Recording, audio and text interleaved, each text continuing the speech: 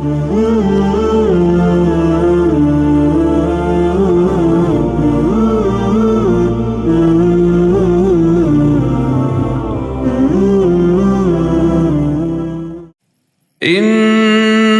الصدقات للفقراء والمساكين والعاملين عليها والمؤلفة قلوبهم وفي الرقاب والغارمين وفي سبيل الله وابن السبيل فريضة من الله واللہ علیم حکیم۔ بے شک اموال صدقہ فقیروں کے لیے اور مسکینوں کے لیے اور انہیں اکٹھا کرنے والوں کے لیے اور ان کے لیے ہیں جن کا دل جیتنا مقصود ہو، اور غلاموں اور لونڈیوں کو آزاد کرانے کے لیے، اور قرض داروں کا قرض چکانے کے لیے، اور اللہ کی راہ میں خرچ کرنے کے لیے، اور مسافر کے لیے ہیں۔ یہ حکم اللہ کی جانب سے ہے، اور اللہ بڑا جاننے والا، بڑی حکمتوں والا ہے۔ رسول اللہ صلی اللہ علیہ وسلم کی تقسیم صدقات پر منافقین کی نکتہ چینی بیان کرنے کے بعد اللہ تعالیٰ نے اس آیت کریمہ میں بتایا ہے کہ صدقات کی صحیح تقسیم اور ان کے حقداروں کی تعیین خود اللہ تعالیٰ نے کر دی ہے، جو عین انصاف ہے۔ نبی کریم صلی اللہ علیہ وسلم تو صرف اللہ کے بتائے ہوئے حکم کے مطابق حقداروں تک پہنچا دیتے ہیں، جیسا کہ ابو داؤد نے زیاد بن الحارث رضی اللہ عنہ سے روایت کی ہے کہ میں رسول اللہ صلی اللہ علیہ وسلم کے پاس آیا اور ان کے ہاتھ پر بیعت کی، تو ایک آدمی آیا اور رسول اللہ صلی اللہ علیہ وسلم سے کہنے لگا، مجھے صدقہ کے مال میں سے دیجیے۔ آپ نے کہا کہ اللہ تعالیٰ صدقات کی تقسیم کے سلسلے میں کسی نبی یا غیر نبی کے فیصلے پر راضی نہیں ہوا، بلکہ اس نے خود ہی اس بارے میں فیصلہ کیا اور اس کے 8 حصے کر دیے۔ اگر تم ان لوگوں میں سے ہوگے تو تمہارا حق دوں گا۔ معلوم ہوا کہ اس آیت میں ان لوگوں کی تردید کی گئی ہے جنہوں نے تقسیم صدقہ کے بارے میں نبی کریم صلی اللہ علیہ وسلم پر نکتہ چینی کی تھی۔ آیت میں جن 8 قسم کے لوگوں کے لیے زکوٰۃ کے جواز کی تحدید کر دی گئی ہے وہ یہ ہیں۔ نمبر 1، فقیر، یعنی وہ مسلمان جس کے پاس اپنے اخراجات کے لیے کچھ مال ہو۔ نمبر 2، مسکین، جس کے پاس کچھ بھی نہ ہو۔ بعض نے فقیر و مسکین میں امتیاز اس طرح پیدا کیا ہے کہ دونوں ہی کے پاس کچھ نہیں ہوتا، لیکن فقیر دوسروں سے نہیں مانگتا ہے اور مسکین دوسروں سے مانگتا ہے۔ نمبر 3، زکوٰۃ کے ملازمین، ان کی تنخواہیں اسی مال سے دی جائیں گی۔ نمبر 4، ایسے نومسلموں کا دل جیتنے کے لیے جن سے اسلام اور مسلمانوں کو کوئی فائدے کی امید ہو، اسی طرح وہ غیر مسلم جس کے بارے میں توقع ہو کہ وہ اسلام لانے کے بعد اسلام اور مسلمانوں کے لیے نافع ہوگا۔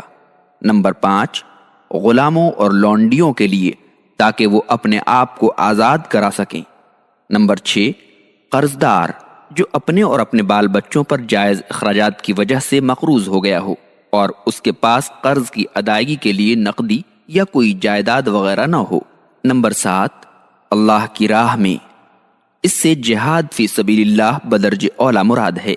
فخر الدین رازی کا خیال ہے کہ اس سے صرف مجاہدین ہی مراد نہیں ہیں۔ قفال نے اپنی تفسیر میں بعض فقہا کا قول نقل کیا ہے کہ خیر کے تمام کاموں میں زکوٰۃ کا مال خرچ کرنا جائز ہے، جیسے مردوں کی تجہیز و تکفین، مسلمانوں کے لیے قلعوں اور مساجد کی تعمیر، اس لیے کہ فی سبیل اللہ میں سارے کام داخل ہیں۔ ابن الاثیر کہتے ہیں کہ فی سبیل اللہ کا کلمہ عام ہے جس کا اطلاق ہر اس نیک کام پر ہوتا ہے جس سے مقصود اللہ کی قربت حاصل کرنی ہو۔ ابو داؤد کی ایک روایت کے مطابق رسول اللہ صلی اللہ علیہ وسلم نے حج کو سبیل اللہ میں شمار کیا ہے۔ سعودی عرب کے دارالافتاء کا فتویٰ ہے کہ اسلامی مدارس، جمعیات اور دعوتی مراکز سبیل اللہ میں داخل ہیں، اس لیے ایسی بلڈنگوں کی تعمیر، ان کے ملازمین کی تنخواہیں اور دیگر اخراجات زکوٰۃ سے دینا جائز ہے۔ اسی طرح دعوتی کتابوں اور پمفلیٹوں کی طباعت بھی زکوٰۃ کے مال سے جائز ہے، کیونکہ یہ سارے کام اللہ کی راہ میں اور اس کا کلمہ بلند کرنے کے لیے کیے جاتے ہیں۔ نمبر 8، مسافر، جس کا زاد سفر ختم ہو جائے یا چوری ہو جائے تو اسے زکوٰۃ کا مال دیا جائے گا، چاہے وہ اپنے شہر میں مالدار ہی کیوں نہ ہو۔ امام شافعی وغیرہ کا خیال ہے کہ زکوٰۃ کی رقم 8 قسم کے لوگوں پر تقسیم کرنا ضروری ہے۔ انہوں نے اسی آیت سے استدلال کیا ہے اور کہا ہے کہ اللہ تعالیٰ نے جب 8 قسموں کا ذکر تحدید کے ساتھ کیا ہے تو سب پر تقسیم لازم ہے۔ اور ابو داؤد کی زیاد بن حارث رضی اللہ عنہ سے مروی حدیث سے استدلال کیا ہے، جس میں آپ صلی اللہ علیہ وسلم نے فرمایا ہے، اللہ نے زکوٰۃ کی تقسیم کی تحدید 8 قسم کے لوگوں میں کر دی ہے۔ اور امام مالک اور امام ابو حنیفہ اور جمہور اہل علم کی رائے ہے کہ اگر 8 میں سے بعض قسم کے لوگوں کو زکوٰۃ کی پوری رقم دے دی جائے تو زکوٰۃ ادا ہو جائے گی، اس لیے کہ آیت سے مقصود یہ نہیں ہے کہ زکوٰۃ تمام قسموں پر ضرور تقسیم کی جائے، بلکہ مقصود یہ بتانا ہے کہ زکوٰۃ انہی لوگوں کے لیے جائز ہے۔ آیت کے آخر میں اللہ تعالیٰ نے فرمایا فریضۃ من اللہ، کہ اللہ تعالیٰ نے اس حکم کو اپنے بندوں پر فرض کر دیا ہے اور اس سے تجاوز کرنے سے منع فرمایا ہے۔ الذين ينفقون أموالهم بالليل والنهار سرا وعلانية فلهم أجرهم عند ربهم ولا خوف عليهم ولا هم يحزنون۔ جو لوگ اپنے اموال رات میں اور دن میں خفیہ طور پر اور دکھلا کر خرچ کرتے ہیں، ان کا اجر ان کے رب کے پاس ثابت ہے، اور ان پر نہ خوف طاری ہوگا اور نہ انہیں کوئی غم لاحق ہوگا۔